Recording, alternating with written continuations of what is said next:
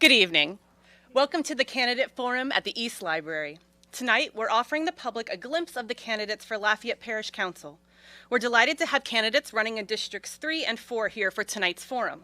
Mike Davis, who is running for Parish District 3, was unable to join us this evening. First, some housekeeping. Please take this time to put your cell phones on silent for the length of the forum, including candidates, please. Next, the format. The questions will be new to the candidates. They have not received them in advance. The questions are designed to give candidates an opportunity to express their positions on issues relevant to voters. Our process tonight will be to give each candidate in alphabetical order by district 1 minute to introduce themselves.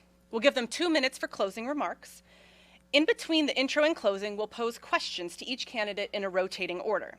Candidates are asked not to address each other directly, as this isn't a debate, it's a forum. Answers will be limited to 1 minute each, strictly enforced by our timekeeper, Ilea, who's right there, yes. She will give a candidate a 15-second warning and stop them with the warning signal if they go over 1 minute. Now, let's hear from our candidates. Please introduce yourselves, beginning with Mr. Josh Carlson. First of all, I'd like to say thank you to the League of Women Voters and AOC for putting this on. I think it's very important to have a forum like this and opportunities for you and the rest of the public to be able to hear directly from the candidates. Again, my name is Josh Carlson. I'm running for Parish Council District 3. It's my first time running for elected office.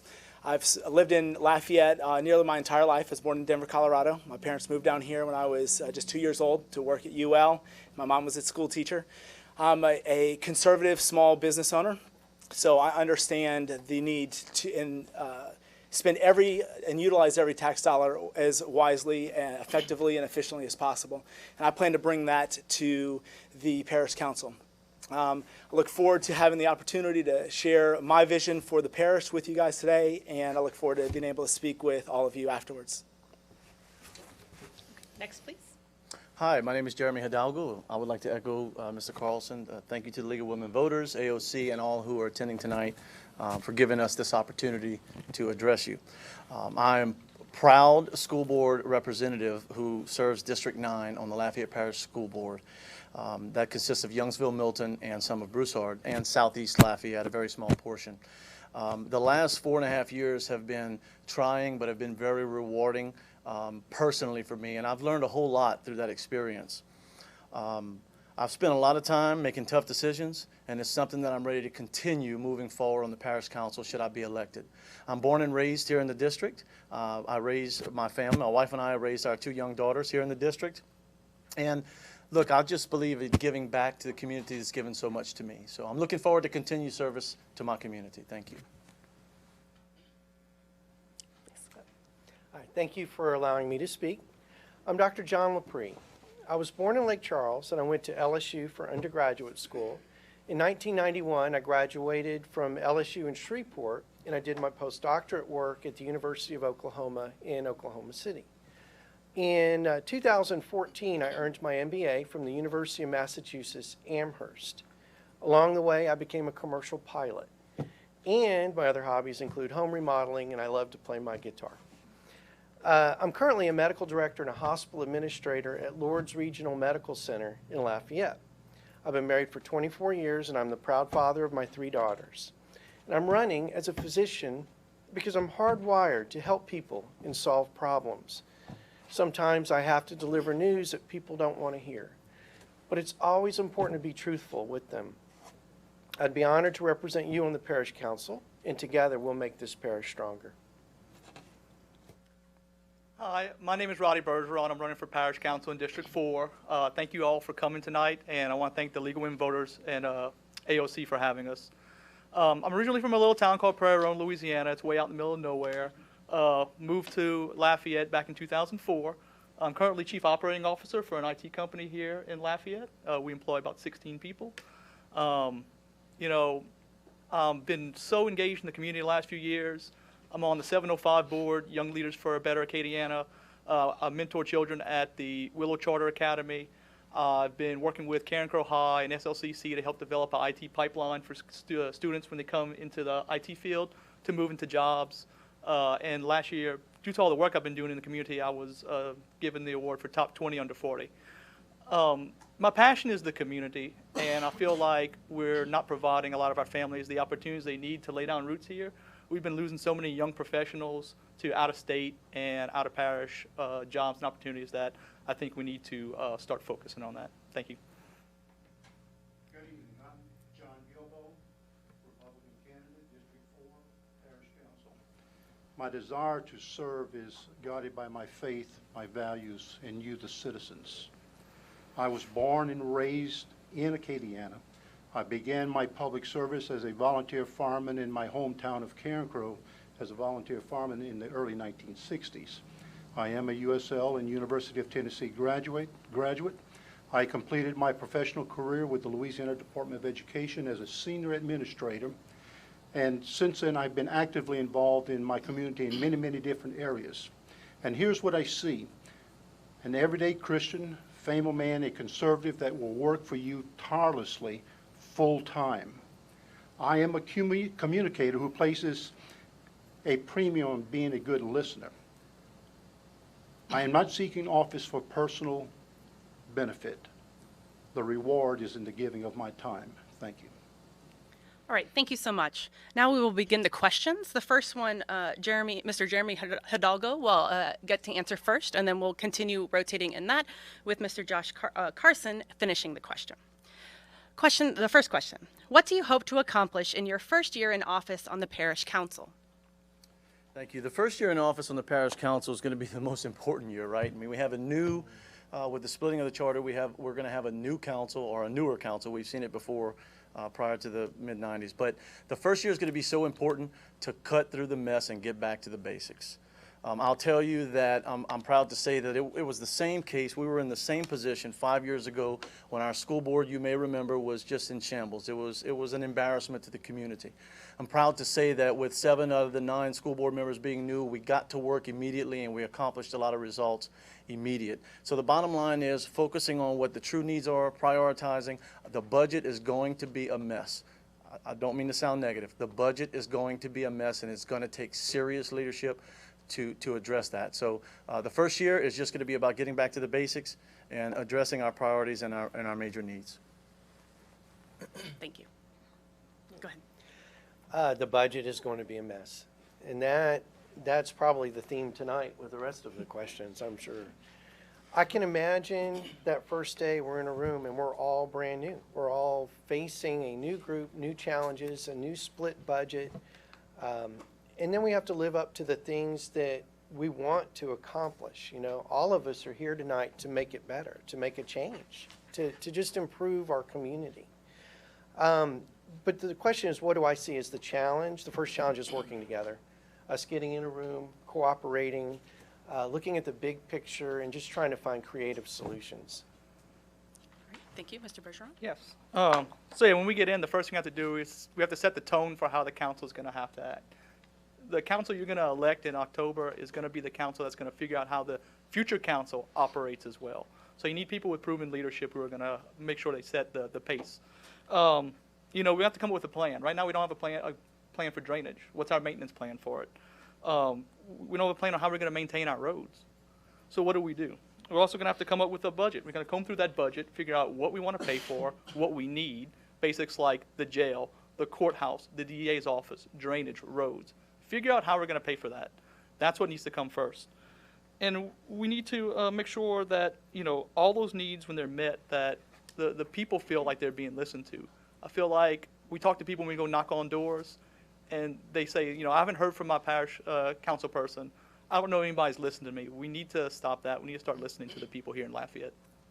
Thank you. Mr. Gilbo? Yes, it's true that we have budget issues. We have the issue of being able to work among ourselves for the good of the whole parish. Yes, it's true that we have a leader that's going to be both a president and a city and parish government. To me, the biggest challenge is us coming together to work as one. We're talking about a council, not only of 5 city, but also 5 parish that will at some point come together and have to work together. And can we do that is going to be the big question. If we're not able to, then we're going to stay into a stalemate, or go into a stalemate, and nothing's going to happen. So there again, the big question is, can we work together? And I think it's absolutely necessary that we do that if we're going to be effective. Thank you. Mr. Carlson, I'm sorry. That's right. So the first thing that needs to happen with the new parish council, I could echo all of the things that were said, but I would take a step back, and before any of those things, I think we need to set priorities. You know, it's true in your personal life, in your personal budget at home. If there's a lack of priorities, if you're spending money on cable TV before you're paying the mortgage, then things get out of whack. And that's kind of where we've been with the parish council. So the first thing that we've got to do is be able to set priorities and look at what is absolutely required and necessary for the parish council to fund and support, and what's not. And we've got to prioritize those things, because like I said, if we don't, then we'll end up wasting money, which nobody wants, which continues to erode trust in government, which we've had.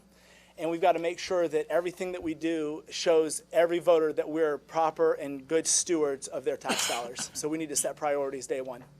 Great, thank you. The second question is going to go first to Dr. LaPre.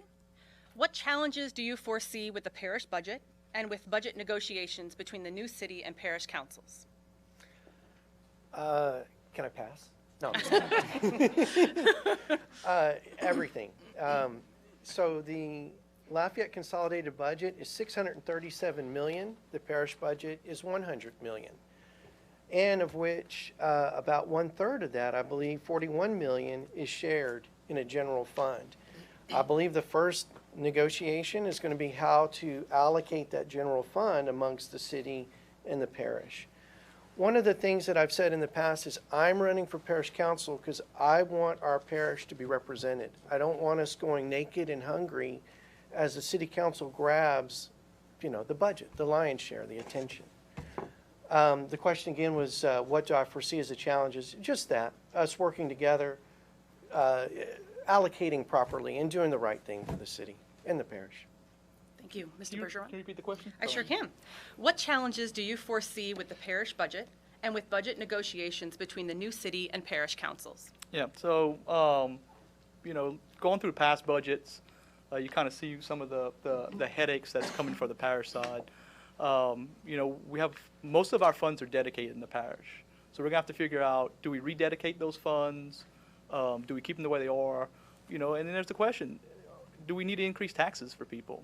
I don't think you come off the bat saying we need to increase taxes and tell people that, hey, by the way, we're gonna, at the end of every year, you're gonna have to pay more. I really don't think we have to do that off the bat.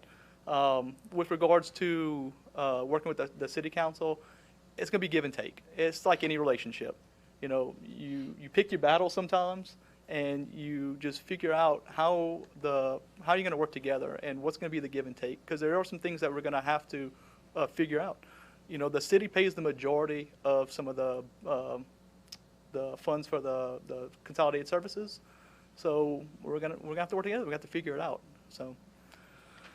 Thank you. Mr. Gilbo? Absolutely, we're going to have a budget, but we must have it where it is supported with sustainable revenue.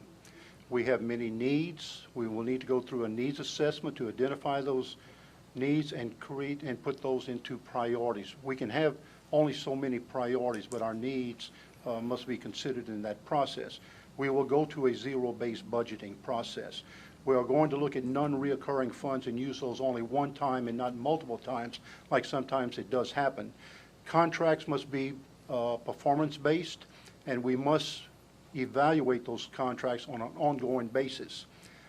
We must look at the efficiencies in our operating costs and eliminate those things that are not very efficient. Budgeting is a process. We must recognize that. We must need good audit procedures in place. We must tap our state and local lawmakers to help identify revenue sources that could help us.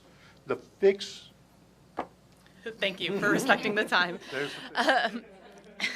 Mr. Carlson. So the biggest challenge that the parish council is going to face, obviously, is having no money. The parish has a $12.5 million general fund. I think this year in the budget, they have under $100,000 in reserve. I mean, think about that. An entire parish, one of the wealthiest parishes in the state, has under $100,000 in reserve for any emergencies that would arise over the course of the next year. I think that's scary. I think that's dangerous. And so we've got to address that, that challenge by, number one, cutting any spending and every spending that we can. Right? There are some things that are required by the state constitution and the charter that we absolutely have to fund. And I say we fund those. Everything else, we look at cutting too. We look at rededicating those property taxes. If one area is funded by a property, or two areas are funded by a property tax, one has more than they need to operate, then we need to rededicate and kind of normalize that before we ever go to the voters and ask for money. And then three, we need to look at the whole parish approach and look at how all the municipalities can come together to support increased revenue for the parish budget. Thank you. Mr. Hidalgo. So I think that the Fix the Charter movement was, whether we agreed with it or not, I believe it was motivated by power and money. So at the end of the day, what's going to really matter is who's elected in these seats as to what the real challenges are going to be. I think the true answer is we don't know what the challenges are. We do know that the transition team that has been put in place, a group of professionals, intelligent individuals, they are at a loss at this point in time for what's going on. So look, the easy answer for me is we are going to have to, A, work together. I mean, that's a common theme, but we're going to have to focus on learning what this transition team is learning over the next 6 to 8 months and working with them on their research to figure out how we're going to handle the first 6 months to 1 year on this budget. Thank you. The next question will start with Mr. Bergeron. In 2018, Lafayette voters in the unincorporated areas rejected a new property tax proposal that would have funded a rural fire district. What should be done to ensure adequate fire protection across the parish? Okay. So, you give it to the voters, right? And the voters decide what services they want or what they want to pay for. If the voters in the unincorporated area decide they didn't want to pay for fire, we'll make do with what we have. That's all you can do. That's all we can do with the budget that we've been given. We can't make miracles happen. It's not going to happen. So, again, you try to figure out where your inefficiencies are, and you use that to pay for needed funds. But if you come to the voters and you say, look, we're really strapped for cash, we really would like to fund the fire department, and here's a tax, and they reject it, you gotta do what you have to do. And if that's cutting services, you cut services. There's not much more you can do with that. Great. Thank you. Mr. Gilbo. The key here is to engage the citizens in these discussions. I sometimes feel that we leave all of you out of these discussions. We need to hear from you in terms of what your needs are and what your priorities are. Fire service is very dear to my heart as a former volunteer fireman, and I did it for many, many years.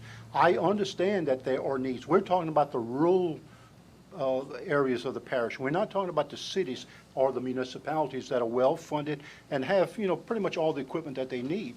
We're talking about that unincorporated that could be at some point, if there's major fires in Lafayette or Carrick or wherever it might be, you could be left without services. And in addition to that, we've got to make sure that we've got the appropriate manpower, which is hard to come about. We've got to work, and we've got to bring this issue to the citizens and hear from them and let them tell us how they would like to approach it, if it is through a taxation or whatever it might be. Thank you. Mr. Carlson? So I'll tell you, I did not support this tax. I voted against it for a couple of reasons. One, I think the fire department does a great job, and we absolutely need them. They're a vital service to our parish, and especially the unincorporated areas of the parish. But we have some people that were running around telling people that insurance rates were going to double and triple. I renewed my insurance after that tax failed, after our fire rating went down, and my insurance went up $10 a month. The tax would not have addressed the fire rating. The fire rating was, we get a certain score based on certain things that the state says we ought to have and we have to have. The things that were listed in that tax that it was going to fund would not have addressed any of those areas that we had room to improve our score. And so I'm not in support of taxes that are arbitrary and that are not actually going to solve problems, that they're too general and they're not specific enough. Thank you. Mr. Hidalgo?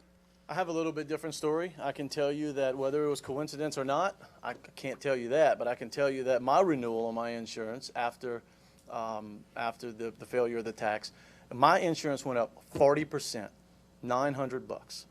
Now, coincidence? I don't know. I shopped it around and I was able to get it down to only up 32%, but that's still a large hike.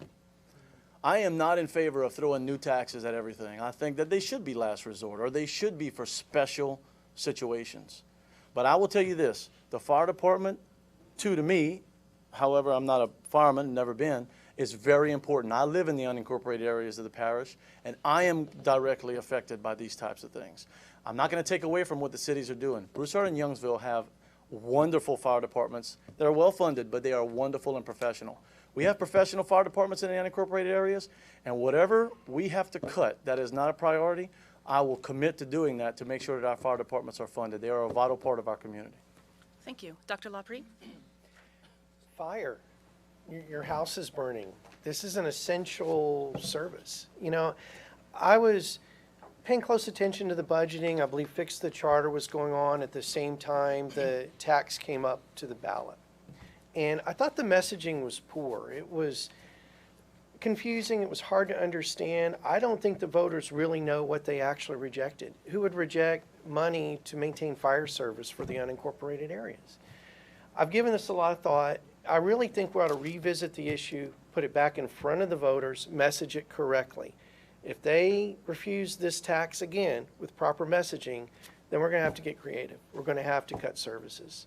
But I think we're going to have a different outcome this time. All right, thank you. For our next question, we will begin with Mr. Gilbo. Do you support or oppose the budget proposal to use part of the library fund balance to build a new library on the northeast side of Lafayette? Simple answer, no, I do not. I think we've got other priorities that, and I'm not opposed to library services. I think they're great. But when we are faced with the threat to homes through flooding and the infrastructure that is poorly maintained, I firmly believe that we could better utilize it in providing those services to the community. Thank you. Mr. Carlson? I do not support the building of a new library. I think that when the library fund, I think last year, in October of last year, had $41 million fund balance. When people can't get out of their driveways in the morning to go to school or work, then the new library down the road isn't going to help at all. We have 7, now soon to be 8 brand new libraries throughout the parish, which I love. I bring my kids here all the time. I live 2 minutes down the road. But again, it goes back to priorities. The priority for our parish is not another additional brand new library. It's taking care of roads, drainage, making sure that you don't flood, and making sure that our houses and our people are safe. Let me begin by saying that we're in a beautiful facility, and this library serves our community very well. However, I do not believe that it is the time to build a new library anywhere in this parish. This is a prime example of a tough decision. You know, I know what a new library is going to do, especially where it's being proposed. I know what it's going to do for that community. But this is what priorities and tough decisions are about, and rededicating these funds to something that is more important for the entire community is what I support. Thank you. Dr. LaPre? I too support not building the library and rededicating the funds. I consider us in a time of emergency. I would bet there's a flood question coming, so I'm going to save numbers for that. But roughly, it's $5 million just to dredge the hot spots in the Vermillion, $8 million to build this new library. That being said, I really am against this shell game we're playing. We take a budget of a service that was functioning and managed to save the money, and we take their money and apply it elsewhere.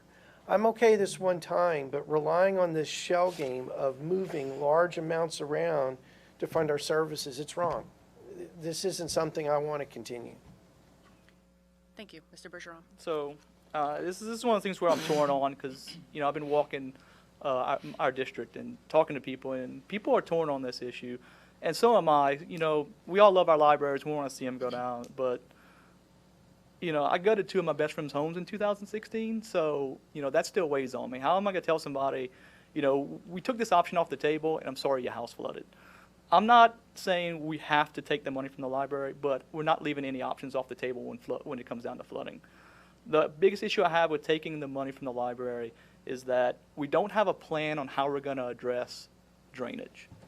So 10 years from now, what we've been doing, taking one-time money, you do some maintenance, and in 10 years, you're back to where you're at again. If we're going to take money from the library and we're going to discuss it with people, we're going to come up with a plan first and let people know what that money is going to do and how long those fixes are going to last. Thank you. Our next question will start with Mr. Carlson. Should the parish restrict development in the unincorporated areas to reduce sprawl and reduce the cost of building and maintaining new roads and infrastructure to support those developments? So I don't want to limit development of any area of the parish. I'm a big believer in personal property rights, and so when you own a piece of property, I believe you should be able to develop whatever residential or commercial property you would like to on that area. What I am in support of is if you are going to develop, then you're not just going to maintain or not going to just upgrade the infrastructure for your property and make sure that your neighborhood or your development can drain, but also what kind of impact it's going to have on the surrounding neighborhoods and make sure that what you're putting in is not going to cause the neighborhood right next door to start flooding who's never flooded before, or your construction vehicles going in and out of the property for 2 years developing it. You're going to pay for that road and make sure that it can support that additional traffic. So we've got to be thoughtful in how we develop all of the areas of the parish. Thank you, Mr. Hidalgo. No, I don't believe we should restrict that. I don't think we should get in the business of putting moratorium on development, but I think we should be encouraging more business and commercial development to come into the unincorporated areas, but we have to be serious about prioritizing so we can provide them the services they need so that the surrounding cities and other communities don't annex them. That is one of our biggest problems today. It's a double-edged sword, in my opinion. We have surrounding communities who annex every asset that comes into the parish when they get the first chance, but I almost can't blame them. These businesses need services and resources that the parish is not providing them. So we need to encourage it, but we need to be prepared for that growth. Thank you. Dr. LaPre? That was my answer too. No, not restricting growth and development. But you have to be realistic. What business wants to move in a parish without fire protection, without adequate police, without adequate drainage, without adequate roads? I dare anyone to drive 5 miles in any direction and just not get frustrated in the traffic and the congestion. But going back to the original question, yeah, that's how we raise money. That's how we increase funds. We increase revenue by encouraging development. I'm a fan of smaller government, and I really don't think government should get in the business of restricting growth and development. All right. Thank you, Mr. Bergeron. Yep. So, yeah, I don't think we should be putting restrictions on building. I do find, though, that, if the developer is going to build, they need to stop putting the burden on the taxpayers. They take over roads. Those roads deteriorate in 10 years. If we're building things to code and that code's not lasting, we need to change the code. If the UDC is not working, we need to make changes to the UDC. That's just simple like that. A lot of times when we build to where how the flood zones look nowadays. We need to be building how we're projecting flood zones to look in 50 years. Because we're building in areas that aren't flood zones that are flooding. So how are we gonna do that? Do we need to develop codes for that? Do we need to make changes to how the UDC looks? How that's gonna look? So. Thank you. Mr. Gilbo? No, I do not believe that we ought to place any kind of restrictions on growth. I think it can be a healthy one. The problem is that we're just allowing things to happen without impact studies, be it on drainage, on roads, or the infrastructure. I think also what we've got to do is bring in the private sector and get them to start participating with us as much as we can in these developments. Yes, we do need to look at the UDC. It should be a living document, and sometimes I think we forget that it is a living document, and where changes are needed, we should be making those changes. We need to streamline regulatory reviews and the permitting at all levels in this. We need competitive bidding in these processes, so the burden does not become a burden of the taxpayer, but the developer itself. And we need to be preventive in our actions. All right, thank you. This next question will start with Mr. Hidalgo. Lafayette has held several parish-wide tax renewal elections in the spring, when voter turnout is typically very low. As a parish council representative, do you support holding elections for tax renewals or new tax proposals on spring election dates? No, I don't. I will tell you that, let me say this first. I will tell you that I vote in every election, and I'm proud of that. And it is something that I think is a duty of mine. And it is something that I will teach my children, and my wife votes in every election, and I'll ask everyone that I run across to please be cognizant of that it's a right, it's a duty. So regardless of when the election is, right, I think that we should arguably all be educated on the issues. But, you know, we're going to maybe see a 45, 50, if we're lucky, a 50% turnout in a gubernatorial, a huge election here on October the 12th. And that's an embarrassment for this community. So I think that we have to take advantage of these election cycles. And we need to appeal to the state and say, look, let's cut some of these elections off of the books so we can have fewer and they can mean more to the people who actually go out and vote. Thank you, Dr. LaPre. It's hard. I honestly wonder if it matters. There's 45,000 people in our district. There's 29,000 registered voters of the 45,000 people. Of the 29,000 registered voters in this district, you can count on 15 to 19,000 actually showing up at the polls to vote.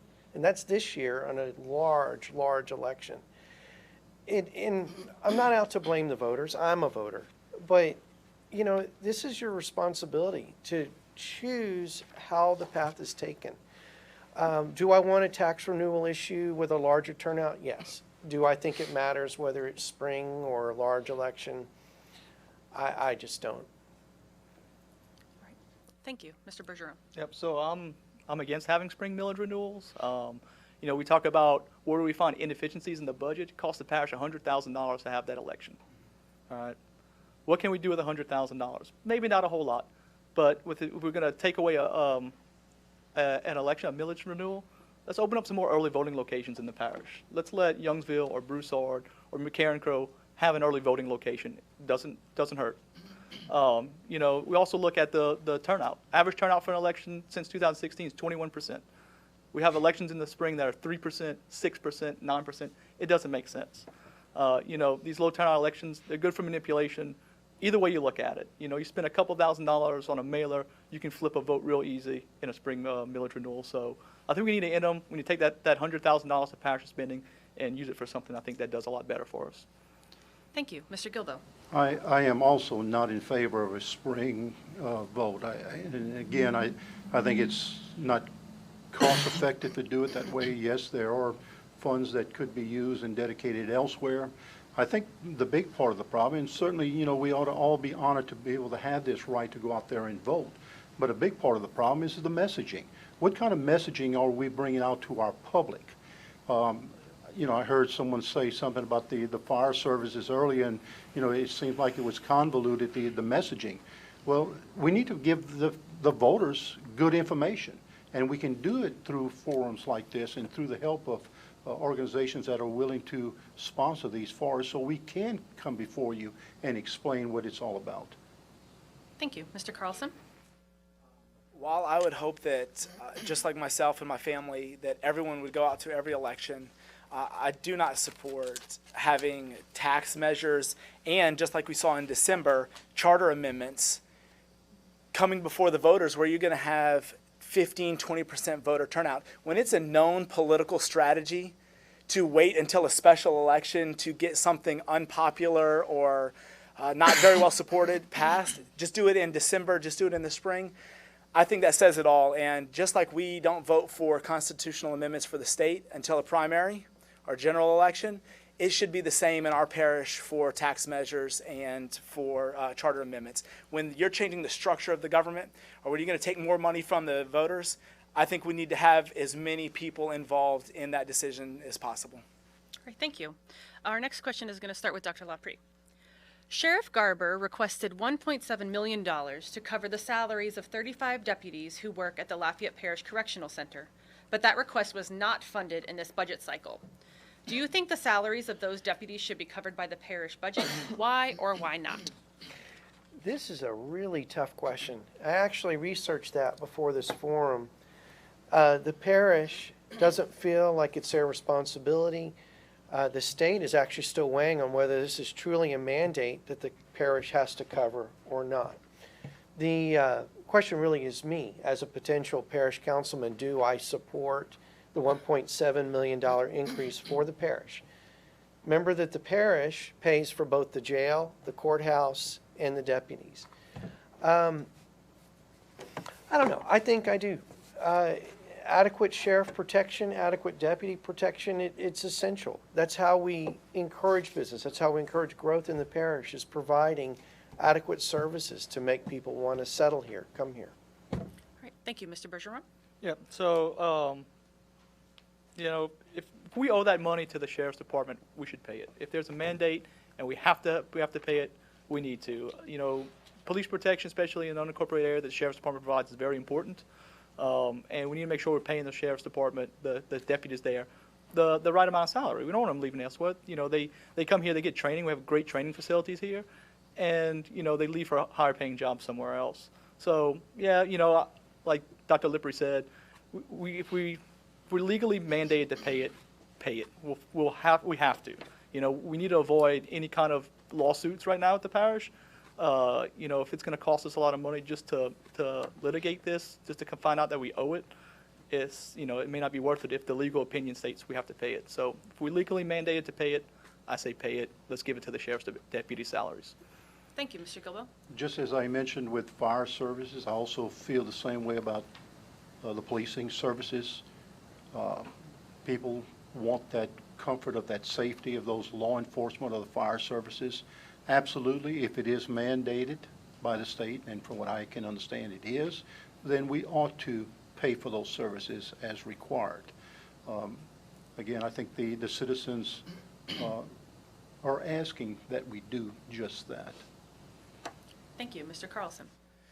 So I don't think you'll find one person up here that doesn't support both firefighters and the sheriff's department.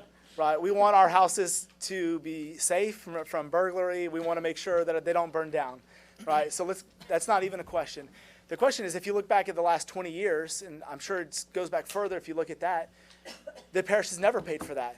And so the question that the council had was, why now? A lot suspected that it was due to the sheriff's tax failure and him looking for other ways to fund some of the things. I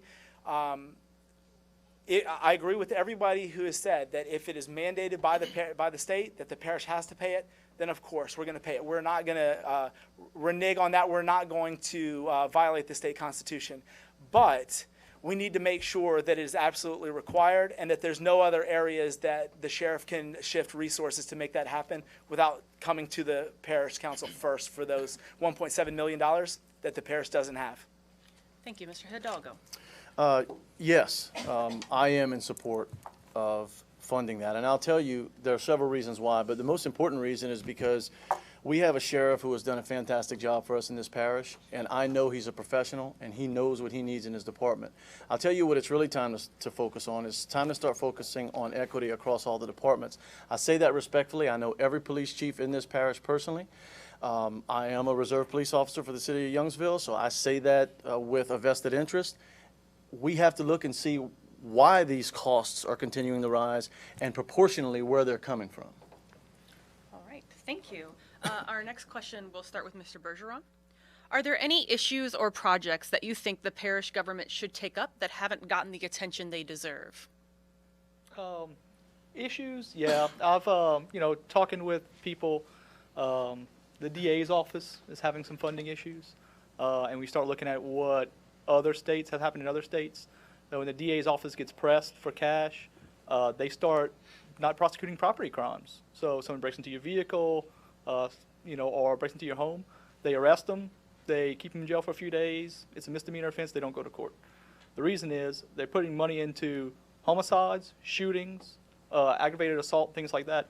You know, right now the DA's office is trying to prosecute for Corporal Middlebrook's murder, and they're going through hours of body surveillance, body cameras, hours of cameras. It's eating up a lot of their funds. And I think that's something that we're not really talking about or really addressing, is the needs for the DA's office to be properly funded so we can make sure that when the cops do make an arrest and that we have people who are breaking the law, that they get punished accordingly. Thank you, Mr. Gilbo. Probably the most overriding issue that I hear, in addition to the priorities that have been discussed, is leadership.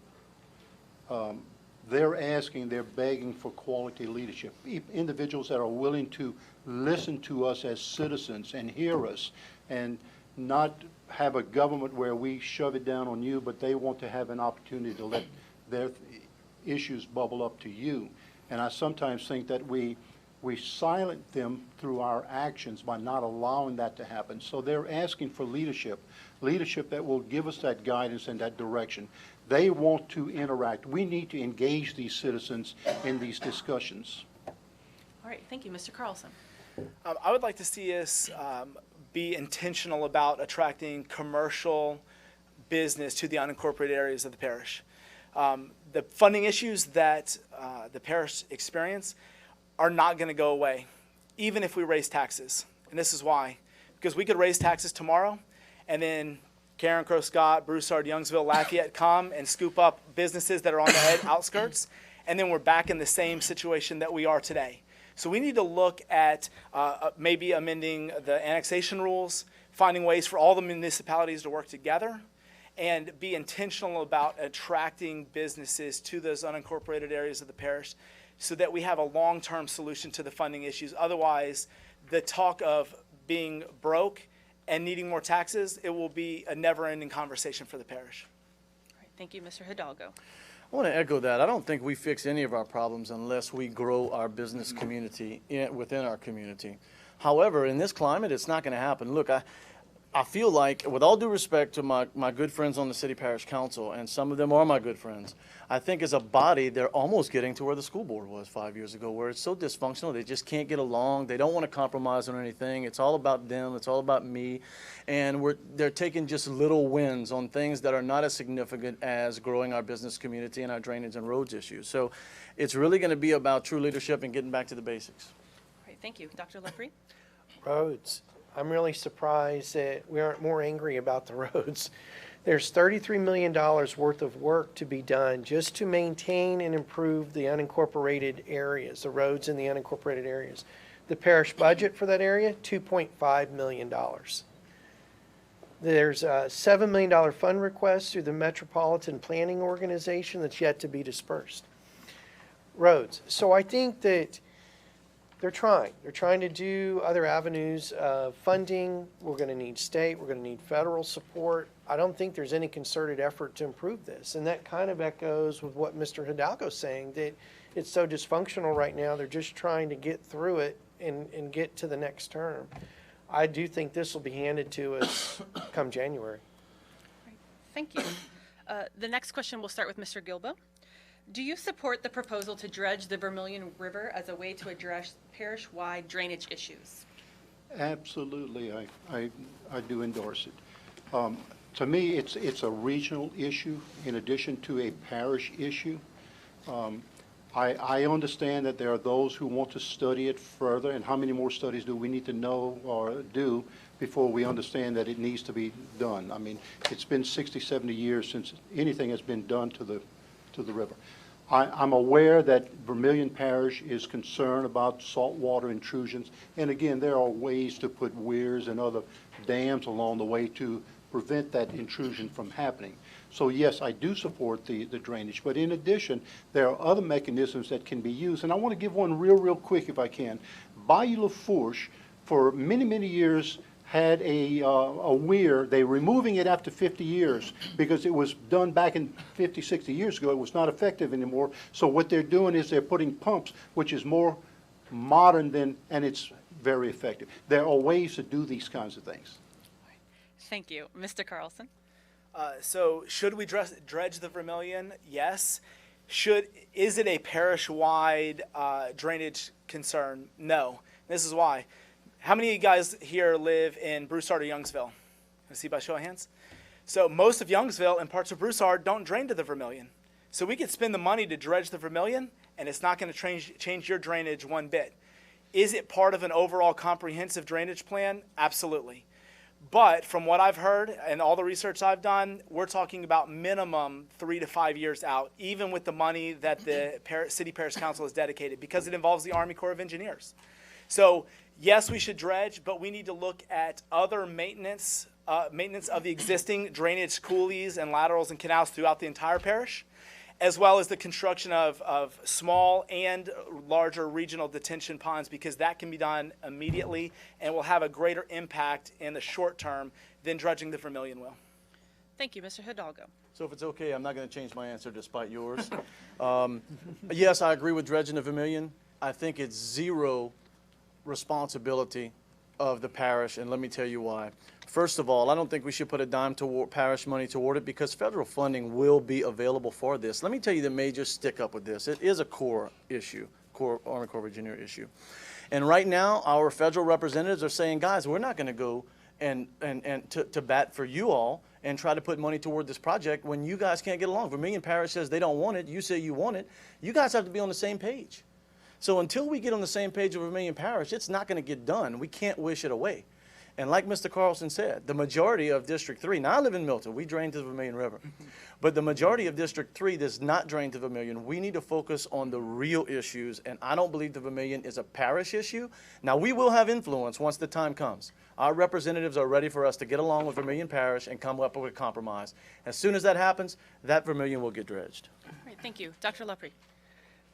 Yes, dredge only on an urgent condition only. It's going to cost $5 million to dredge the hot spots in the Vermillion.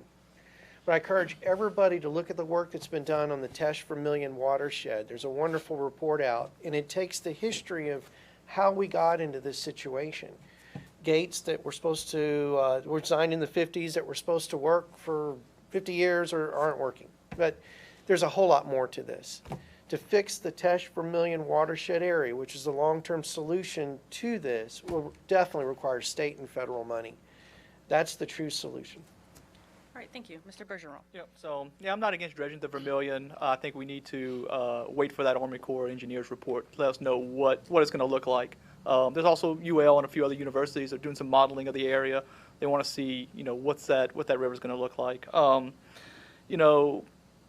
I don't think it's going to be a magic fix for drainage, like dredging the Vermillion and then our drainage problems are done. No, it's not. And I agree that this needs to be a burden on either the federal or state level, not the parish level. A, we don't have the money for it, and B, that kind of, it's a regional issue. So I think the state or federal funding needs to come in and pay for that. Another thing we probably do too to alleviate some pressure on the river and to the cities like Youngsville and Broussard south of the city of Lafayette is to divert water coming into the city of Lafayette into the Cypress Bayou Swamp behind the airport. It's a huge area. It's a natural detention pond. It can hold a ton of water. So that's something that I hope that that some of the Army Corps engineers, they kind of look into and figure if that's possible or not. All right, our next question will begin with Mr. Carlson. How would you approach requests for industrial tax exemptions from local corporations under ITEP, the Industrial Tax Exemption Program? So it's funny, I actually had a conversation with the gentleman last night about this issue, and I go back and forth. I'm conflicted with tax credits because on one hand, nobody's coming to my small business or your small business and giving them tax credits. On the flip side, you're also not employing 1,200 people like Costco did or anything like that. So I do see both sides of it. I think it should be on a case-by-case basis. It's not a across the board, everyone who comes in requesting it gets approved. I think there should be certain benchmarks in your investment in the community. We talked about not just developing your area, but making sure water, sewage, roads, and the surrounding areas are upgraded. I think that should be part of it. I think there should be benchmarks on the number of employees that you bring in and the actual economic revenue, because we've all seen the projects that were promised by state or local officials, 200, 400 people employed, and it comes out to 12 people. But here they are not paying any property taxes for 10 years. So it needs to be at a case-by-case basis. Right, thank you. Mr. Hidalgo. Well said, case-by-case basis. I don't think we should rubber stamp it. Look, I'll tell you, should New Orleans have given the tax credits to Disney back in the day? I would argue today, yes, they should have. But they didn't, and now it's in another swamp in Orlando. I think that we have to be cognizant of who's coming into our community, and we have to really look at we have to look at these things closely. No rubber stamps. I totally agree with that. But look, sometimes it's worth it. We want to encourage business in this community. People are going to come and spend millions and millions of dollars bringing in new jobs and new sales tax revenue opportunities. We sure better look at it. All right, thank you. Dr. Jean LaPre. I support ITEP. Studies show that it does work. If you look at states and the amount of tax exemptions they give to industry, Louisiana by far is the largest state. We give away more than anyone else. And when you look at the reports that are out, you'll find that industries that are coming on the industrial canal, areas that were coming here anyway, moved to Louisiana instead of the border of Texas just because we offered them these huge breaks. But guess what? They also set up shop in Texas. So it didn't really benefit when you look at it, when you compare the two. I do support ITEP. I do not support the rubber stamp. Apparently 99% of all projects sent to their board was passed. It really needs more scrutiny. Thank you. Mr. Bergeron. So when we talk about ITEP, we talk about picking and choosing. We really need to make sure that we have a good framework or rules in place so that when we do pick and choose, we're not playing favorites. That's just my personal opinion, not saying it's going on. I'm just saying that, favoritism, it does happen. So we need to have some kind of rules. That way when the business owner comes to the council and says, I'd like this tax exemption, we can give them and say like, hey, please meet these criteria. It kind of gives them a baseline. That way it's not up in the air. Because this process can take a while. And while that's happening, this business owner doesn't know if they can start their business, open their business up or not. So we need to have some plans in place. We also need to make sure we have some clawbacks on there. That way, if they're not meeting the requirements, we pull those tax exemptions back. Because if they're going to promise jobs and they're going to promise that in 10 years they're still going to be around to pay taxes, and it doesn't look that way, claw them back. Let's get that back and give those tax exemptions to somebody who matters. And we got to make sure we review our processes in place to make sure that the ITEP's actually working for the citizens of Lafayette. Thank you. Mr. Gilbo. I agree. It definitely should be on a case-by-case basis. I absolutely believe that we should have standards in place that we all can live with. Each one of these projects should be fully vetted. And again, I agree with the individual that said no rubber stamping, absolutely not. I think there should be performance evaluations on these projects, and like Mr. Roddy has said, if not performing properly, then you pull back on it, and there ought to be consequences. Certainly these kinds of ITEP projects can be an economic boom to our help to our economy, and if we can bring those into the economy, certainly we want to do it, and certainly it opens up a new revenue stream for us. Thank you. Thank you. We have reached the point in the forum when the candidates will each make a closing statement. Candidates have 2 minutes. We will hear from the candidates in reverse alphabetical order, so that means starting with Mr. Gilbo and ending with Mr. Carlson. Mr. Gilbo? I really do believe that we are at a crossroads. I feel like I have the experience, the dedication, the knowledge, and the passion to work with our elected leaders and you, the citizens, to move us in a direction that we can all be very proud of. And I will be doing this full time. As a public servant, I have been making the citizens' interests a life work for myself. I am that person who believes in solving problems based on common sense, logic, and best judgment. I value and very much enjoy the riches of this community. It is important that we realize that the role of government is not here to solve every problem nor dictate to the citizens.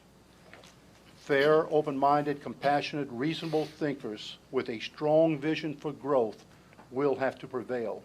We will get things done, create opportunities where there is strength, where there is unity, and where we work as one, where we embrace consensus building. We must be proactive and not reactive in our actions. I want to be remembered as that public servant who valued the chance to work with and serve you, the people. Families first, delivering on my conservative principles rooted in me from a very early age and are very much a part of who I am today, knowing that I gave it all for you, the citizens of Lafayette Parish. Thank you. Thank you. Mr. Bergeron? Yeah. So, when I decided to run, it wasn't really me that decided. It was my 5-year-old. When she asked me, is our house going to flood like Charlie's, which was our friend's house that flooded. And, I've been working in the community, and I got to see firsthand, people throwing all their memories into a 20-foot dump trailer and, having to deal with that. And at that point I said, it's time to step up and do something. And, I've been working in the community, trying to better people's lives, and I figured this was the next logical step, is to get in, set the pace for how the council is going to look, set the pace for how the future councils are going to look, and put together some best practice so that we hand off a legacy that's going to, provide them with a way of looking at things. We're not here for the money. I don't think we are. Right? We're all here to make a difference. And I strongly believe that with my my outlook on life, the opportunities I've had here in Lafayette, that I can give back those opportunities to the families here in Lafayette. And I appreciate everyone coming here tonight. Thank you for listening. Thank you for putting up with us. Some of us got to put up with another 4 years, so thank y'all for that. And I look forward to a good election October 12th. Thank you. Thank you. Dr. LaPre. Again, thank you all for coming out. Thank you, League of Women Voters, for sponsoring this forum. Remember, you're not just electing a representative for your district. You're electing a leader for the entire parish. This new parish council will face many challenges. There's going to be inherent friction. There's going to be inherent competition for resources. As a Catholic hospital administrator, I believe in looking at the big picture, working together, coming up with creative solutions. As an MBA, I can balance a budget, and I can do it with very limited resources. As a physician, I'm hardwired to help people and to look for solutions to problems. And this parish faces many problems.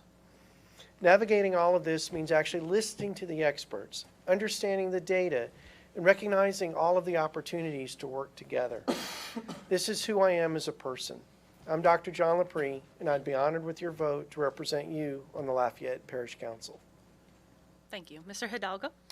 First, thank you all again so much for being here and caring enough to hear us out and allow us to be here and present to you. Philosophically, I'm running because I care about my community. As I stated earlier, I want to give back to the community that has given so much to me.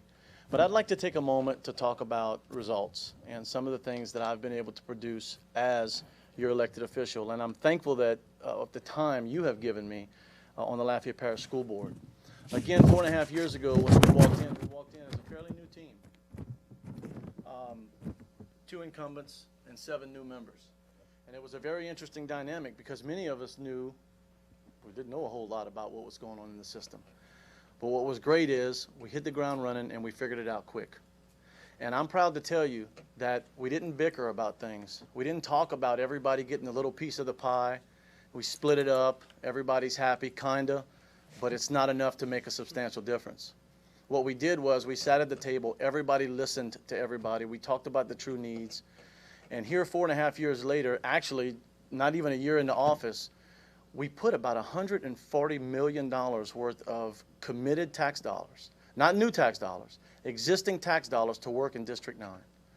All across, I'm proud to say, all across my district, Milton, Broussard, Youngsville. That was a true need. Sure, there are needs across the district in our school system. There are other sincere needs, but we addressed something that was important, imperative for our community, and that was classrooms, and also trying to get rid of the deplorable temporary classrooms. We did that within 1 year. We all remember the school board was broke 5 years ago, right? It wasn't. And I feel the same way about the parish. I don't think it's broke. I'm proud of the tough decisions that I've made, even though some of them have been controversial and some of them have been very detrimental to our families. These are the things that are going to need to take place if we are going to make any change in this parish. We're going to have someone with a true backbone and being able to work with others as I have proven I can do. Thank you. Mr. Carlson. So when my parents moved here in the mid-'80s, I was 2 years old, and the oil industry had crashed. Every oil company was moving to Houston. Everyone was wondering what the future of Lafayette Parish would be. Interest rates were 15, 16%. No one could sell a house. And people thought that, had questions of if Lafayette was going to be able to survive and make it. We had 3 things that made us and helped us get through that time. We had low taxes, low government regulations, and amazing people and culture. Fast forward 30 years, and we find Lafayette Parish is in a very similar situation. Oil industry crashed a few years ago, maybe not to the level of the 80s, but people are still asking what the future of Lafayette holds. What's Lafayette going to look like 30 years from now? And we still have amazing people and culture. There's no other place in the country like Lafayette, Louisiana. I genuinely believe that. But if we dramatically increase taxes and government regulations, I don't know that Lafayette's going to make the comeback that it did in the 80s, and I don't want to see that happen. I want to make sure that Lafayette remains an amazing place for my kids and grandkids to grow up and raise a family just like I am. My name is Josh Carlson. I'm not a career politician. I'm a conservative small business owner who will bring a fresh approach, new ideas to government. And if that appeals to you, I respectfully ask for your vote come October 12th. Thank you so much. Thank you, candidates, and good luck with your campaigns. We hope you feel that you can make a more informed decision about which parish council candidate meets your expectations. Voting will take place on October 12th. The League of Women Voters of Lafayette also has a voter guide available on our website, www.lwv-lafayette.org. Thank you for watching, and you may find videos of all of our forums on the LWV-Lafayette Facebook page and AOC's website, aocinc.org. Thanks again to the candidates, to our timekeeper, the East Regional Library, and the AOC Community Media. Vote on October 12th. Thank you.